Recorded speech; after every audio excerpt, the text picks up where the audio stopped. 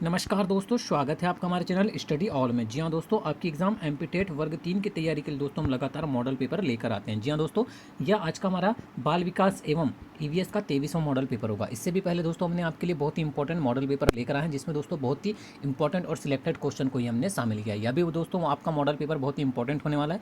सभी क्वेश्चन दोस्तों आपको पढ़ते ही लगेगा कि बहुत ही इंपॉर्टेंट है और एग्जाम की दृष्टि से आपके लिए बहुत महत्वपूर्ण है। तो चलिए दोस्तों स्टार्ट करते हैं वीडियो बिना किसी देरी के। अगर आप चैनल को पहली बार देख रहे हैं या इस चैनल में अभी भी नए हैं तो चैनल को सब्सक्राइब कर लीजिए और बेल आइकन पर प्रेस कर लीजिए ताकि न्यू वीडियो के अपडेट्स आपको लगातार मिलती रहे। और दोस्तों वीडियो अगर पसंद आए तो लाइक और शेयर जरूर कीजिएगा। चलिए दोस्तों स्टार्ट करते हैं वीडियो। सभी क्वेश्चन दोस्तों सिलेक्टेड क्वेश्चन होंगे।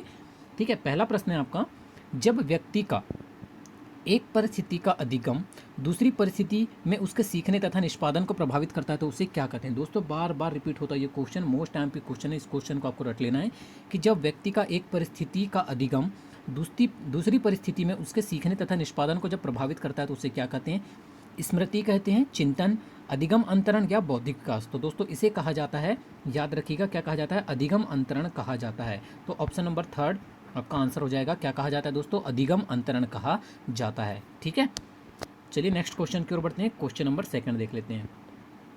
मनोग्रस्ती बाध्यता विकृति है एक। आपको बताना है कि जो मनोग्रसित बाध्यता होती है वो किस प्रकार की विकृति है।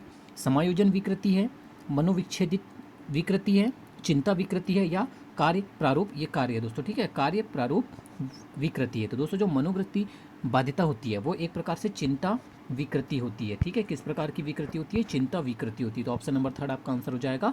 ठीक है दोस्तों, चलिए नेक्स्ट क्वेश्चन की ओर बढ़ते हैं। क्वेश्चन नंबर 3 देख लेते हैं।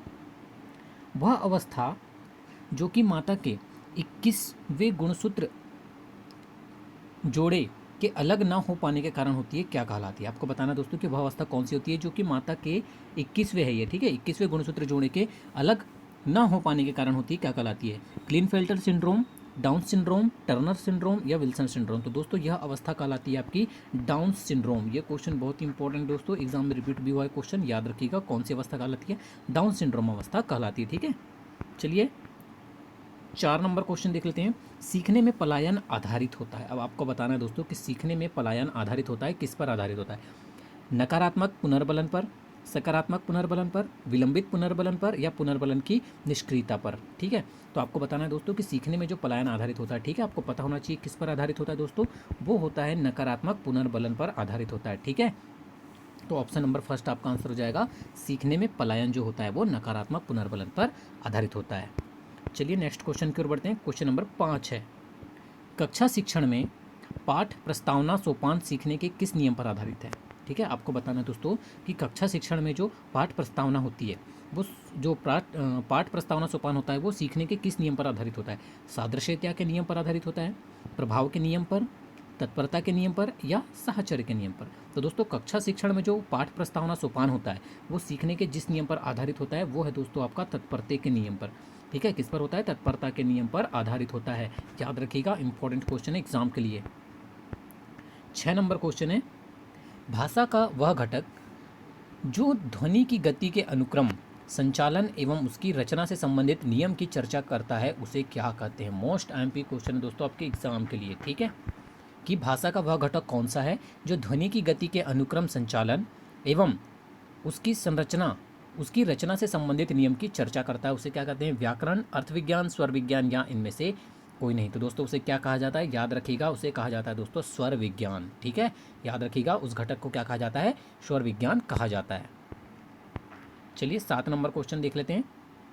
अवधान के आंतरिक अथवा व्यक्तिनिष्ठ निर्धारक हैं उद्दीपक, वस्तु या प्रविधि, रुचि, लक्ष्य या अभिवृत्ति, प्रकाश, ध्वनि, गंध या पुरस्कार, दंड या प्रोत्साहन। तो दोस्तों आपको बताना है कि जो अवधान के आंतरिक अथवा जो व्यक्तिनिष्ठ निर्धारक होते हैं वो कौन कौन से होते हैं। तो दोस्तों याद रखिएगा वो कौन कौन से होते हैं, वो होते हैं दोस्तों आपके रुचि, लक्ष्य और अभिवृत्ति। कौन कौन से जो अवधान के जो आंतरिक अथवा व्यक्तिनिष्ठ निर्धारक जो होते हैं वो रुचि, लक्ष्य और अभिवृत्ति होते हैं। ठीक है, तो सेकंड नंबर ऑप्शन आपका आंसर हो जाएगा क्वेश्चन नंबर 7 का।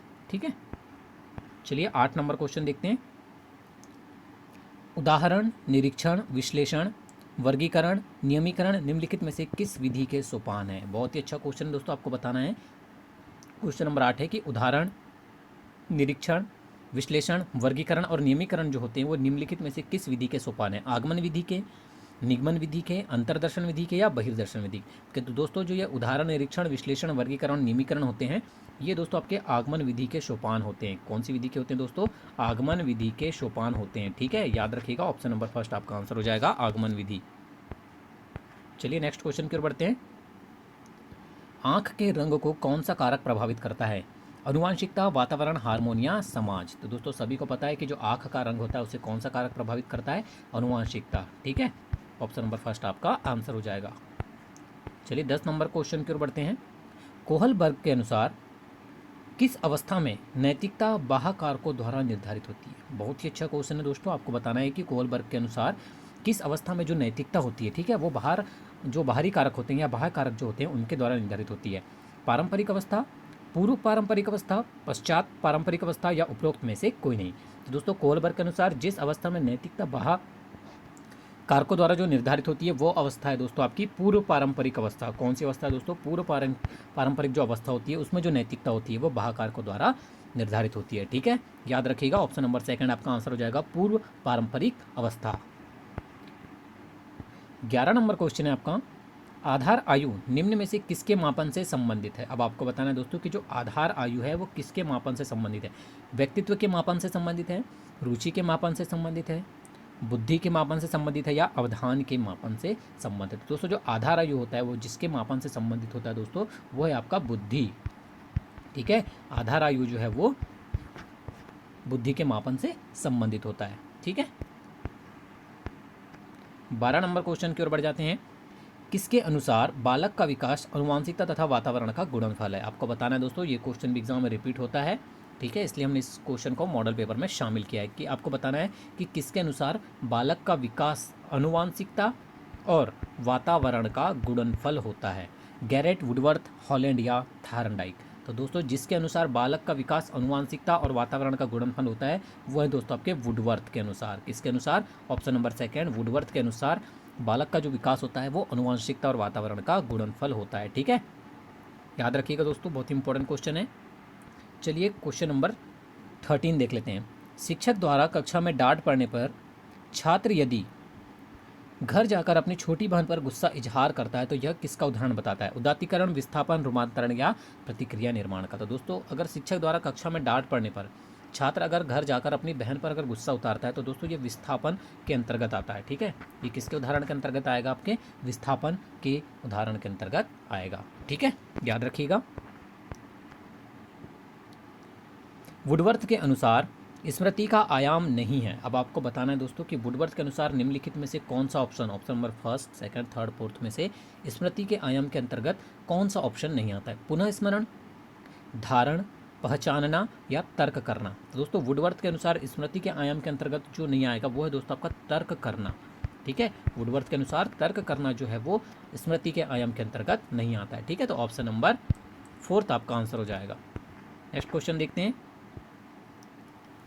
किसके अनुसार इदम, अहम तथा परा अहम व्यक्तित्व के 3 घटक हैं? मोस्ट एमपी क्वेश्चन दोस्तों, इस क्वेश्चन को रट लीजिएगा आप। ठीक है, कि किसके अनुसार इदम, अहम तथा पर अहम या पराहम व्यक्तित्व के 3 घटक हैं? युंग के अनुसार, बंडूरा के अनुसार, एडलर के अनुसार या फ्रायड के अनुसार? तो दोस्तों याद रखिएगा किसके अनुसार इदम, अहम तथा पराहम व्यक्ति के 3 घटक हैं? फ्रायड के अनुसार। ठीक है, सिगमंड फ्रायड के अनुसार ही इदम, अहम और पराहम व्यक्तित्व के 3 घटक होते हैं। ठीक है, 16 नंबर क्वेश्चन है। किस व्यवहारवादी का मानना है कि अन्य व्यवहारों की भांति भाषा भी क्रिया प्रसूत अनुबंध द्वारा सीखी जाती है? ठीक है, आपको बताना है कि व्यवहारवादी कौन से हैं जिनका यह मानना है कि अन्य व्यवहारों की भांति भाषा भी क्रिया प्रसूत अनुबंध द्वारा ही सीखी जाती है? स्किनर, वॉटसन, गुथरी या थार्नडाइक? तो दोस्तों किस व्यवहारवादी का मानना है? यह मानना है दोस्तों आपके स्किनर का। ठीक है, कि अन्य व्यवहारों की भांति भी भाषा क्रिया प्रसूत अनुबंध द्वारा सीखी जाती है। किसका मानना है दोस्तों? ऑप्शन नंबर फर्स्ट, स्किनर का।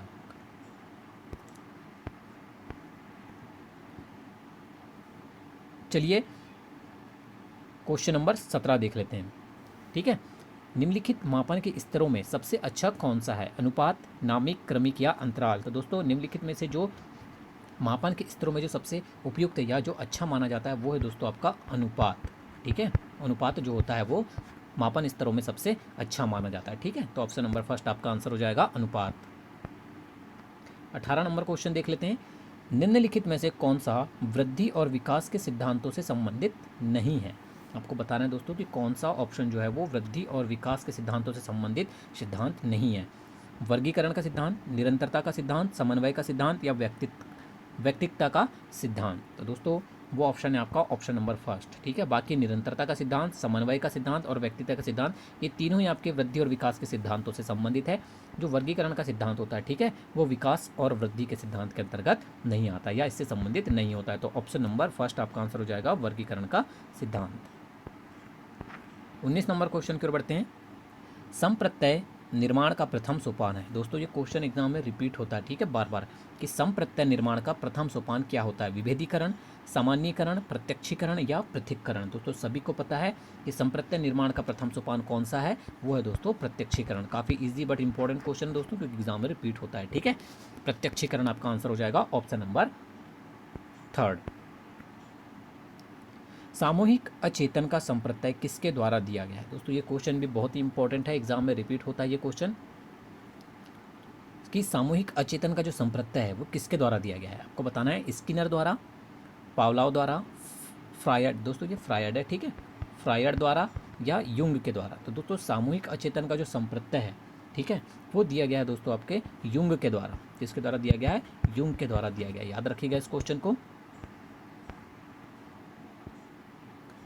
वह मापनी जिसमें अंतराल के समस्त गुण के साथ परम शून्य भी हो क्या कहलाता है? बहुत ही अच्छा क्वेश्चन है दोस्तों, एग्जाम में पूछे जाने वाला क्वेश्चन है कि वह मापनी जिसमें अंतराल के समस्त गुण के साथ परम शून्य भी हो उसे क्या कहते हैं या क्या कहलाती है?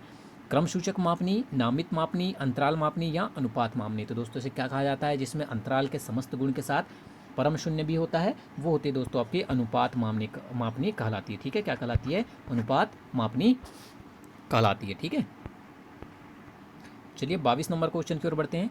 फ्रायड के अनुसार हमारे मूल्यों का आंतरीकरण किसमें होता है? ये फ्रायड दोस्तों, हर जगह फ्रायड लिखा गया है शायद गलती से। फ्रायड के अनुसार हमारे मूल्यों का जो आंतरिकीकरण है वो किसमें होता है? अहम में, इदम में, पराहम में या परिस्थितियों में। बहुत ही अच्छा क्वेश्चन है दोस्तों, आपको याद रखना है कि फ्रायड के अनुसार हमारे मूल्य का जो आंतरिकरण है वो इदम में होता है दोस्तों। किसमें होता है? सॉरी किसमें होता है? पराहम में होता है। ठीक है, किसमें होता है दोस्तों? पराहम में होता है। तो ऑप्शन नंबर थर्ड आपका आंसर हो जाएगा पराहम। चलिए नेक्स्ट क्वेश्चन की ओर बढ़ते हैं। क्वेश्चन नंबर 23 देख लेते हैं। ध्यान आकर्षित होने में किसकी प्रमुख भूमिका होती है? उद्दीपन की उपादेयता की, उद्दीपन की तीव्रता की, उद्दीपन की विश्वसनीयता की या उद्दीपन की सक्रियता की। तो दोस्तों ध्यान आकर्षित होने में जिसकी सबसे प्रमुख भूमिका होती है वो होती है दोस्तों उद्दीपन की तीव्रता की। याद रखिएगा दोस्तों, बहुत ही इंपॉर्टेंट क्वेश्चन है। ठीक है, ऑप्शन नंबर सेकंड आपका आंसर हो जाएगा। ध्यान आकर्षित होने में उद्दीपन की तीव्रता की प्रमुख भूमिका होती है। किसमें छात्र में रुचि उत्पन्न करने की कला है? आपको बताना है कि निम्न में से कौन सी छात्र में एक रुचि उत्पन्न करने की कला के अंतर्गत आती है? सहानुभूति, शिक्षण, समदृष्टि या प्रेरणा। तो दोस्तों आपका आंसर हो जाएगा ऑप्शन नंबर 4, क्योंकि ये क्वेश्चन भी दोस्तों एग्जाम में बार बार पूछा गया है और इसे हमने इससे पहले वाले मॉडल पेपर में भी, इससे जो पहले हमने मॉडल पेपर लाए हैं आपके लिए, उसमें भी ये क्वेश्चन पूछा हुआ है कि इनमें से कौन सा ऑप्शन है जो छात्र में रुचि उत्पन्न करने की कला होती है। तो याद रखिएगा दोस्तों वो कौन सी है? प्रेरणा है। ठीक है, चलिए क्वेश्चन नंबर 25 देख लेते हैं। फ्रायड के अनुसार आपको बताना है दोस्तों विस्मरण के बारे में आपको बताना है कि फ्रायड के अनुसार कौन सा कथन सही है। ठीक है, ये फ्रायड है। विस्मरण का अर्थ है किसी समय प्रयत्न करने पर भी किसी पूर्व अनुभव का स्मरण करने या पहले की सीखी हुई किसी कार्य को करने की असफलता, या ग्रहण किए या सीखे हुए तथ्यों को धारण करने या पुनः स्मरण करने की असफलता को विस्मरण कहते हैं। विस्मरण वह प्रवृत्ति है जिसके द्वारा दुखद अनुभवों को स्मृति से अलग कर दिया जाता है या उपयुक्त में से कोई नहीं। तो दोस्तों फ्रायड के अनुसार विस्मरण के संबंध में जो कथन है वो है दोस्तों आपका ऑप्शन नंबर थर्ड सत्य होगा। ठीक है, कि विस्मरण वह प्रवृत्ति है जिसके द्वारा दुख अनुभवों को स्मृति से अलग कर दिया जाता है। ठीक है, तो ऑप्शन नंबर थर्ड आपका आंसर हो जाएगा। नेक्स्ट क्वेश्चन पे चलते हैं। क्वेश्चन नंबर 26 देख लेते हैं। ठीक है, ध्यान को केंद्रित करने की आंतरिक दशा है नवीनता, अवधि, रुचि या आकार। बहुत ही अच्छा क्वेश्चन है दोस्तों एग्जाम के लिए, कि ध्यान को केंद्रित करने की जो आंतरिक दशा होती है दोस्तों वो क्या कहलाती है? रुचि कहलाती है। ठीक है, क्या कहलाती है? रुचि कहलाती है। याद रखिएगा।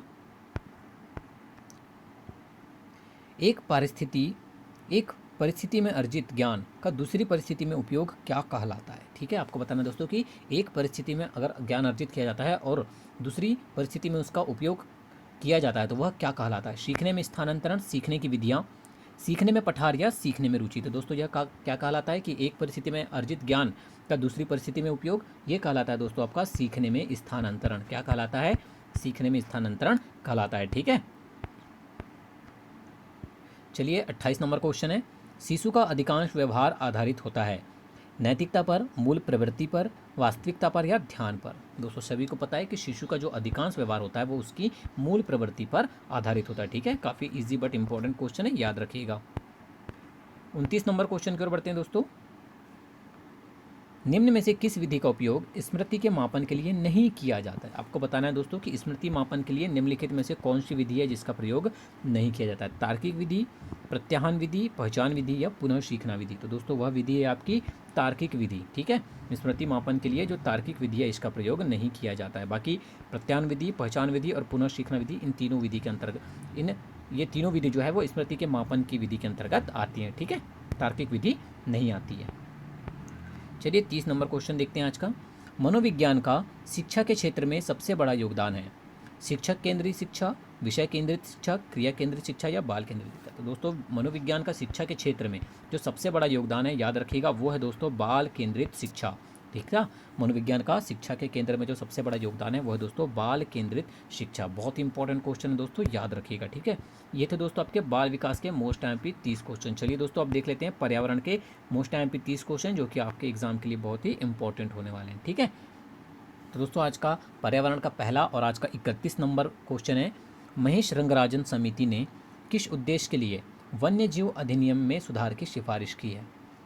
एलिफेंट रिजर्व के लिए, विधायी संरक्षण के लिए, राष्ट्रीय हाथी संरक्षण प्राधिकरण स्थापित करने के लिए, संशोधित अधिनियम के प्रावधानों के तहत हाथी कॉरिडोर स्थापित करने के लिए या उपयुक्त सभी। तो दोस्तों जो महेश रंगराजन समिति है उसने जिस उद्देश्य के लिए वन्यजीव अधिनियम में सुधार की जो सिफारिश की है वो किस लिए की है दोस्तों?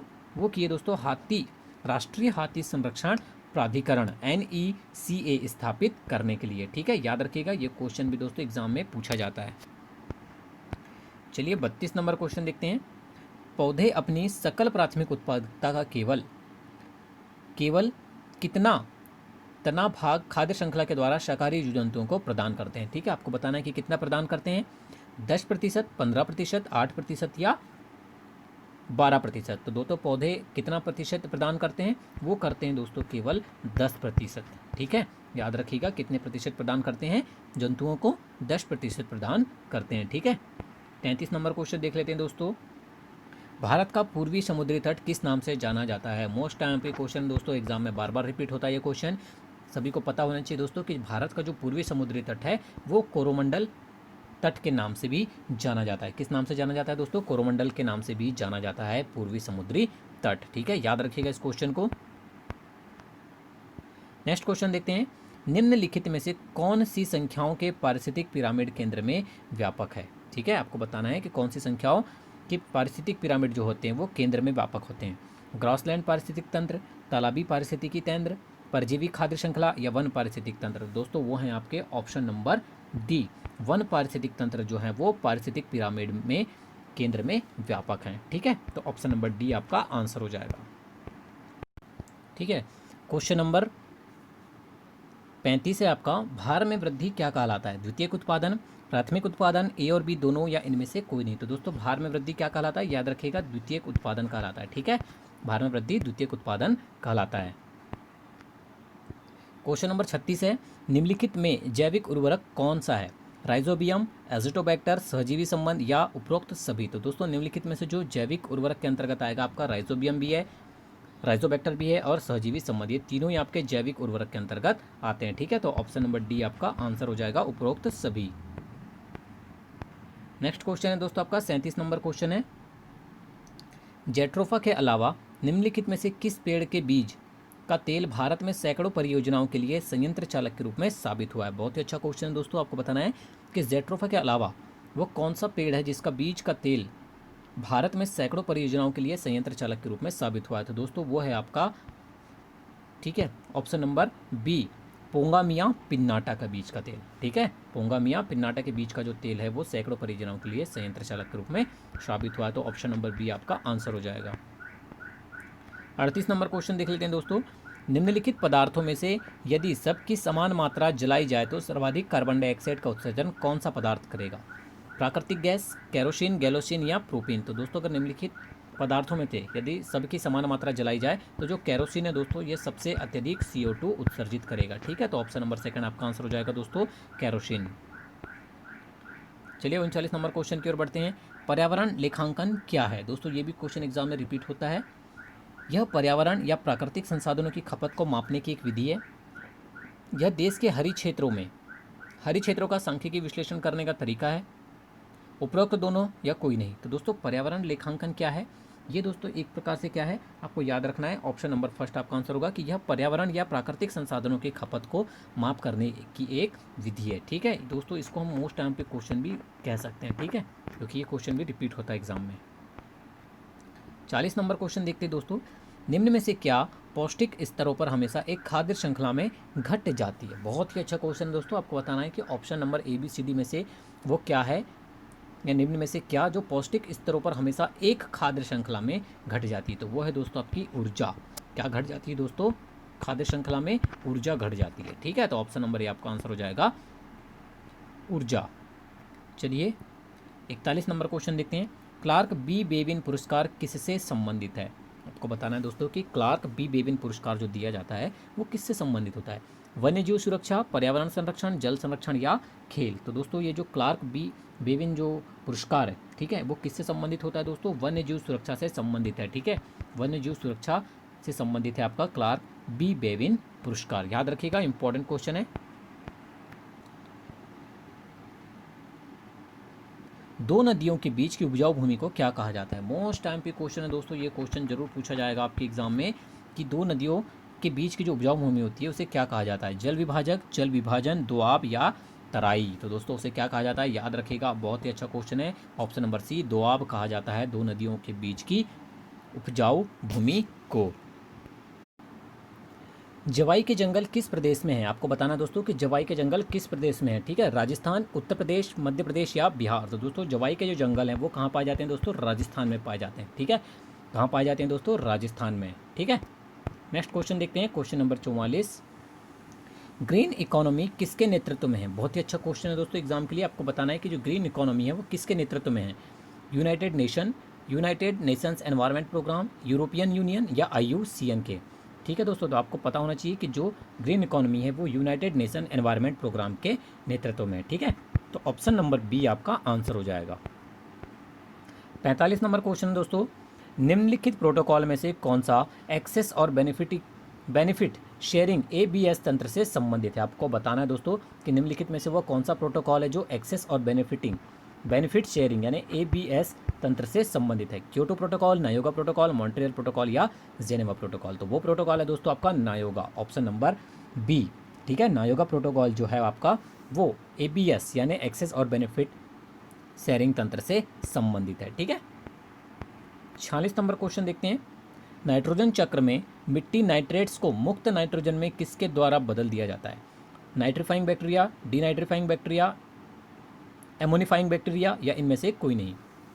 तो दोस्तों नाइट्रोजन चक्र में जो मिट्टी नाइट्रेट्स को मुक्त नाइट्रोजन में जिसके द्वारा बदल दिया जाता है वो बदल दिया जाता है दोस्तों आपका डीनाइट्रीफाइंग बैक्टीरिया के द्वारा बदल दिया जाता है, ठीक है। किसके द्वारा बदल दिया जाता है? डीनाइट्रीफाइंग बैक्टीरिया के द्वारा बदल दिया जाता है। 47 नंबर क्वेश्चन की ओर बढ़ते हैं। भारत की काली कपास मृदा का संबंध किस समूह से है? लैटराइट, पार्टजोल, चर्नोजम या कछारी। तो दोस्तों भारत की जो काली कपास मृदा है उसका संबंध जिस समूह से है वो है दोस्तों चर्नोजोम से, ठीक है। किससे है? चर्नोजम से संबंधित है। नेक्स्ट क्वेश्चन देखते हैं, क्वेश्चन नंबर 48 की ओर बढ़ते हैं दोस्तों। निम्नलिखित में कौन सा मूंगा चट्टान का क्षेत्र नहीं है? आपको बताना है दोस्तों कि निम्नलिखित में से वो कौन सा क्षेत्र है जो मूंगा चट्टान के क्षेत्र के अंतर्गत नहीं आता। ये भी क्वेश्चन दोस्तों आपके लिए मोस्ट टाइम पे होने वाला है एग्जाम में, रिपीटेबल क्वेश्चन है, ठीक है। मन्नार की खाड़ी, खंबात की खाड़ी, लक्षद्वीप या अंडमान निकोबार द्वीप समूह। तो दोस्तों जो क्षेत्र आपके मूंगा चट्टान के क्षेत्र के अंतर्गत नहीं आएगा वो है दोस्तों आपका खंबात की खाड़ी, ठीक है। ऑप्शन नंबर बी आपका आंसर हो जाएगा खंबात की खाड़ी। देखिए दोस्तों मूंगा चट्टान के 4 क्षेत्र हैं, ठीक है। मन्नार की खाड़ी, लक्षद्वीप, अंडमान निकोबार द्वीप समूह और कच्छ की खाड़ी। ठीक है, इसके अंतर्गत खंबात की खाड़ी जो है वो नहीं आती है। 49 नंबर क्वेश्चन की ओर बढ़ते हैं। सतपुड़ा श्रृंखला की सबसे ऊंची चोटी निम्नलिखित में से कौन सी है? गुरु शिखर, धूपगढ़, पंचमढ़ी या महेंद्रगिरी। तो दोस्तों सतपुड़ा श्रृंखला की जो सबसे ऊंची चोटी मानी जाती है वो है दोस्तों आपकी धूपगढ़। ठीक है, सतपुड़ा पर्वत श्रृंखला की जो सबसे ऊंची चोटी है वो है दोस्तों आपकी धूपगढ़ पर्वत चोटी। ठीक है, 50 नंबर क्वेश्चन है आज का। नागार्जुन सागर बांध का निर्माण किस नदी पर किया गया है? कृष्णा, चंबल, कोसी या सतलुज। तो दोस्तों नागार्जुन सागर जो बांध है वो कृष्णा नदी पर स्थित है। ठीक है, या इसका निर्माण कृष्णा नदी पर किया गया है, याद रखिएगा, इंपॉर्टेंट क्वेश्चन है।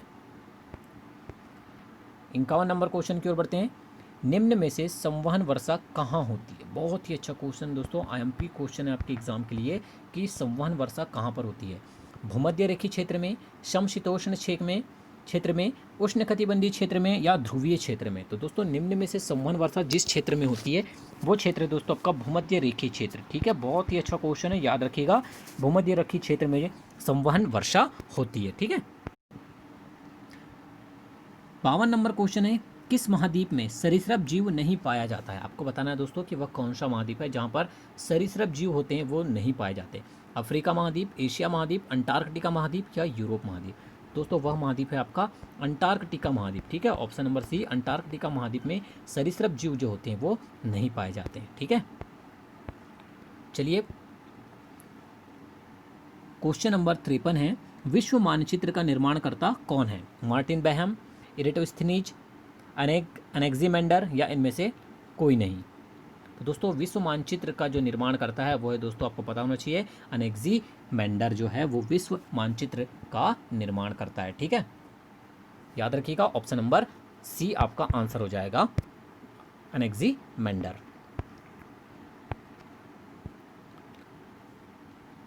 महाद्वीप के छोर पर समुद्र की सतह से नीचे जलमग्न भू क्षेत्र को क्या कहते हैं? बहुत ही अच्छा क्वेश्चन है दोस्तों कि महाद्वीप के छोर पर जो समुद्र की सतह के नीचे जलमग्न भू क्षेत्र होता है उसे क्या कहा जाता है? महाद्वीपीय शेल्फ, महाद्वीपीय स्लोप, महाद्वीपीय राइज या इनमें से कोई नहीं। तो दोस्तों उसे कहा जाता है महाद्वीपीय शेल्फ कहा जाता है। ठीक है, क्या कहा जाता है दोस्तों? जो नीचे सतह के नीचे जो जलमग्न भू क्षेत्र होता है उसे महाद्वीपीय शेल्फ कहा जाता है।